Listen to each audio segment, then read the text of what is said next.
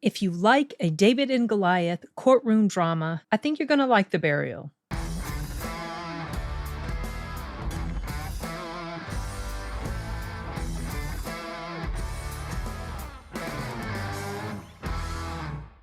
The Burial is a new movie that just came out on Amazon Prime, I believe, this very weekend. As of the filming of this, it is Saturday, the 14th of October. And I had the opportunity to go see this on the big screen. Actually, they were doing a screening at a theater near me several days ago, but there was a conflict with my schedule, so I couldn't make it work. However, that's a terrible, what the heck was that? Okay, sorry. But I was able to see it Thursday night through a virtual screening. The Burial stars Jamie Foxx, Tommy Lee Jones, and what's that chick's name? Juicy Smollett's sister. Journey, I think is her name. And it's inspired by a true story. I say inspired because some things were dramatized, maybe not as much as you think, but there were some things, and some things that were dramatized about this fall into the con category for me. I'll get to that later. The true story of this has something to do with it was a contract civil case between this guy here on the right in the red shirt, that dude he played in Sound of Freedom, between him, his company, and Tommy Lee Jones' company. They were both funeral type death insurance business people. They had funeral homes, they sold death insurance or burial insurance. So Tommy Lee Jones was one party. His character was, his name was Jeremiah O'Keefe. And he was suing this dude here. I forgot his first name, but his last name was Lowen. It was the Lowen Group. Pretty sure he was Lowen. Pretty sure it was named after him. Whatever. He was suing the Lowen Group, which was run by that dude. Like I said, it was a contract issue. I don't really feel like getting into all the details or the specifics of the lawsuit, but basically that's the gist of it. The Lowen Group was basically trying to run him into bankruptcy so that they didn't have to fulfill their part of the contract or something. That's just a quick summary of it. So Tommy Lee Jones hires Jamie Foxx's character. Jamie Foxx plays Willie Gary, true life attorney. It was a very flashy, unorthodox type of attorney. He was entertaining. He had a lot of showmanship in the courtroom, very dramatic arguing style in the courtroom, dramatic closing statements, opening statements, stuff like that. He was a very competent attorney, but this was not his field.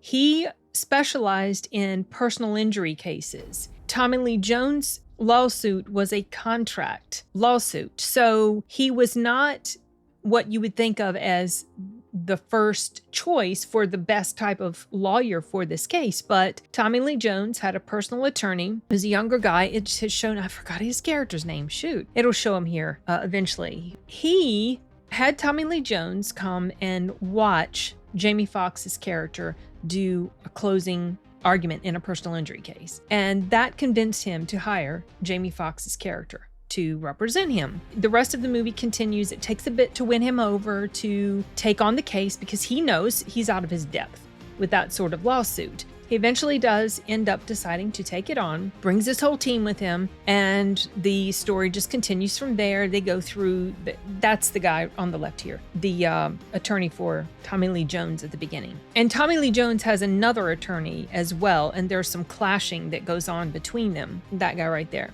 So the case goes back and forth between stuff going on in the courtroom, investigation stuff, also character interactions and character dynamics and things like that. I'll start off by saying, as I indicated in the intro to this, if you didn't pick up on that hint, I enjoyed this movie. I like courtroom dramas anyway. I find them fascinating. I always have, ever since I saw a long time ago when we got Anatomy of a Murder. We rented it from the library, put it on the projector and splashed up on the wall in our living room. And I was just always fascinated by those types of stories. I find it very interesting how they can take these different parts of a case and bring it in and make their argument and either win people over or not. A lot of this boils down to the competency and the showmanship of attorneys a lot of times. So it can be a detriment, it can be a bonus. So I enjoyed this movie. I absolutely loved Jamie Foxx's performance in here. He was fantastic, as he is in pretty much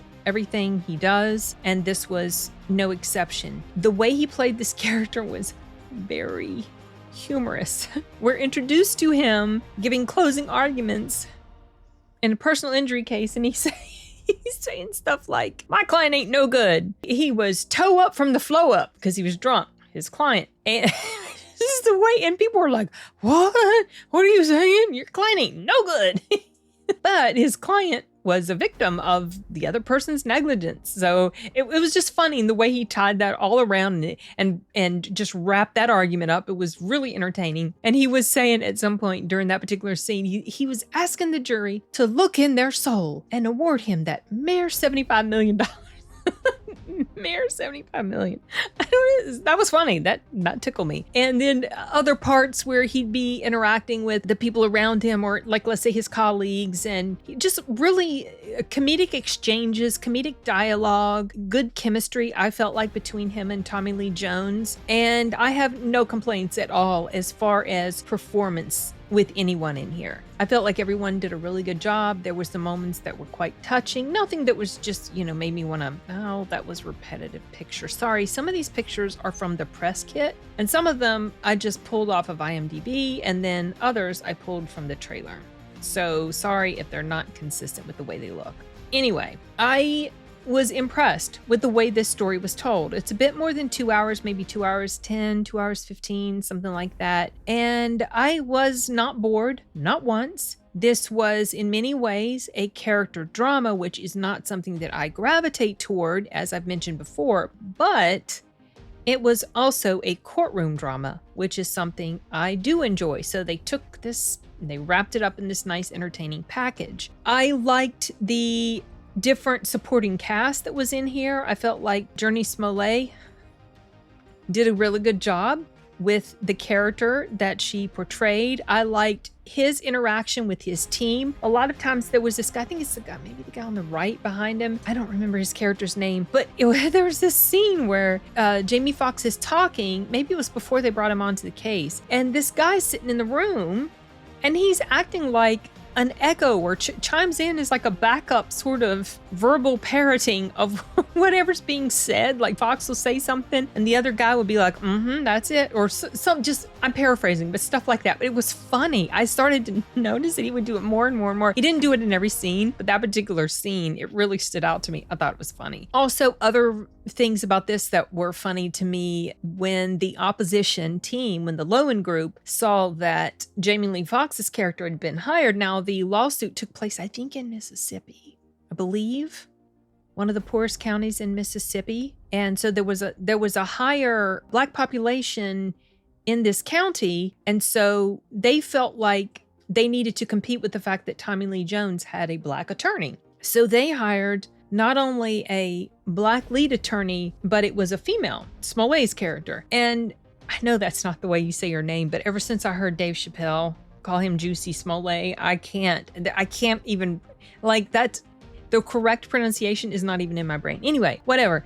So there was this funny quote where when Jamie Foxx's character or his group, when they saw who was the opposition, that it was this chick, she's Black, she's a chick, they said, we got, I wrote down the quote because it cracked me up. They said, we got out-blacked and out-womaned all in one go.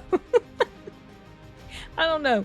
That struck me as funny. And so it was there were these really entertaining moments of humor. It wasn't anything that was slapsticky or corny or ridiculous. The humor was a lot of times situational, but also the dialogue and also the way the characters interacted with each other. It never felt like it was anything that was out of place. It didn't feel mismatched with the tone of the rest of the movie, is basically what I'm trying to say. There were interesting scenes also between Jamie Foxx's character and Smollett's character. They were talking at one point before the trial started about what got them into law, and then they were both talking about the O.J. Simpson trial and what side would they want to be on in the O.J. Simpson trial, and I think she said defense. And her reasoning for that was because she knew he was guilty, but she wanted to know what it felt like to defend a guilty person or something like that. I'm paraphrasing totally. And he indicated he wanted to be on the side of the prosecution. I can't remember what his reasoning was, but I found that conversation pretty interesting. And I also liked how they brought this story to a head. Basically, the climax of the story happens a bit before even it came around to closing arguments time. So basically there was no need to even show them doing closing arguments because the movie had already peaked. So I just felt like the pacing of this film was handled really well. I did not mind at all that it was over 2 hours. I thought it was written extremely well, though I am going to tie around to some issues that I have with the writing of the script, i.e. the rewriting of the original script. But as a whole, very solid story. I do recommend anybody who's a fan of legal case stories or anything like that, give it a go. If you're a fan of Jamie Foxx, obviously, if you're a fan of Tommy Lee Jones, give it a go. This was a really solid story. I also liked how they were able to show realistic scenarios of situations where, like, so Tommy Lee Jones, his other attorney, the one played by Alan Ruck, at some point, it does come to the surface about this prejudice or bigotry that he has or had. Sometimes those particular scenes, though, I did confirm that in real life he did admit that he had prejudice. While this was true and realistic, what they were showing, I felt like the way they were getting there felt a bit clunky and almost too much blatantly in your face. And I'll give you an example, a scene where when he's talking to Tommy Lee Jones' other attorney, the younger guy, he kept calling him son, son, son, and it wasn't an affectionate son. You know how some people will refer to someone younger than them as son, and they're not being snarky at all. But this guy, he was being derogatory. It was obvious. But I felt like that particular scene, they were sort of shoehorning it in to let you know the way his character was. And it was very blatantly that they were letting you know that that's the way his character. In other words, that scene didn't feel organic. So that was a little bump in the road. It wasn't anything major. At some point later on in the story, you do see that there's a better sort of deepening relationship between these characters despite those differences. And also, I did like that while this film does touch on issues of race and bigotry and the issues that were going on with this big company from up in Canada, the targeting of certain demographics in that area, and I'll tell you what I mean later on when I get to the cons, I liked how they were able to handle that without it feeling overly obnoxious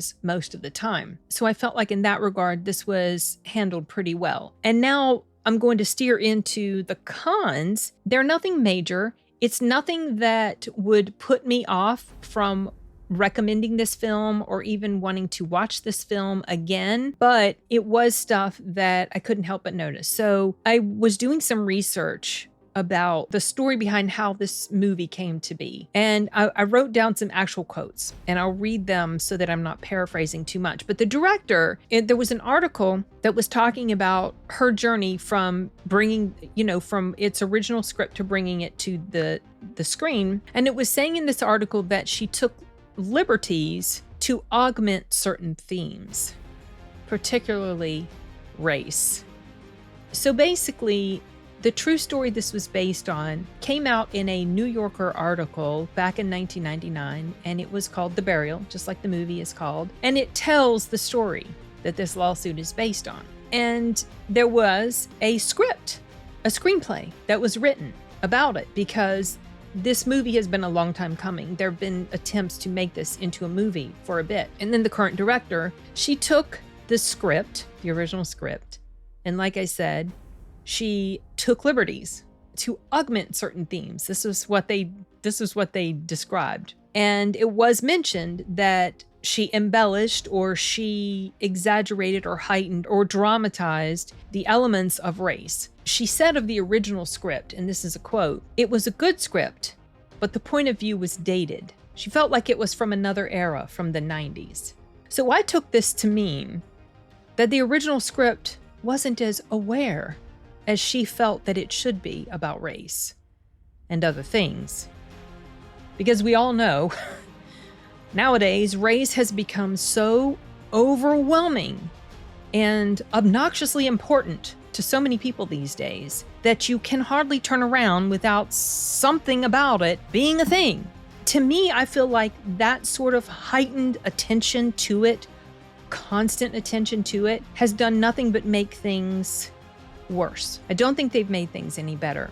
And I feel like that's pretty unfortunate because the overwhelming insistence on highlighting or magnifying this so many times, to me, it serves as a diversion.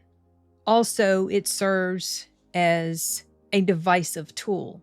And I'm not a fan of it, especially when it feels like it's something that is shoehorned in just for the purposes of making it part of the story. So, the original story, this company, the Lowen Group, when I would mention that they were targeting certain demographics, they were, but it wasn't necessarily that they were intentionally targeting. And by targeting, I mean they had unethical business practices when it came to, let's say, rich people as opposed to poor people. They would take advantage of poor people. And it didn't matter if they were Black or if they were white, it was just the poor people, because they knew that this was a demographic that was vulnerable and could be targeted more easily. And so it wasn't about race with them. It was about their finances or lack thereof. And yet this story and the rewriting of this script was done in such a way that made it seem like it was only and all about a targeting of Black demographic. And that wasn't really necessarily what was happening, but that's what it became. So when I say I did appreciate that this movie wasn't overly obnoxious about that issue, this was a part of it that I felt like they didn't need to include, because you would have gotten the message, you would have understood throughout the course of the testimony. But of course, a lot of the different people that got on the stand to testify about the situation, they weren't necessarily coming. I think maybe one person referred to it, well, you know, they were, this was a targeting of the poor people, but they were making you think by poor people, they meant Black. And while yes, demographic in this area was probably majority Black, the poor demographic was not all Black. So it was a little bit of, it's kind of like they did a little bit of playing with the real life situation to amp it up into something that wasn't necessarily, but because of today's environment of that sort of hyper focus and hypersensitivity on race, they're presenting you, I think, with a picture that is not quite accurate and only doing it for purposes of driving this sort of narrative that we see ad nauseum all over the place in so many different stories. That was one of the cons that I had with this.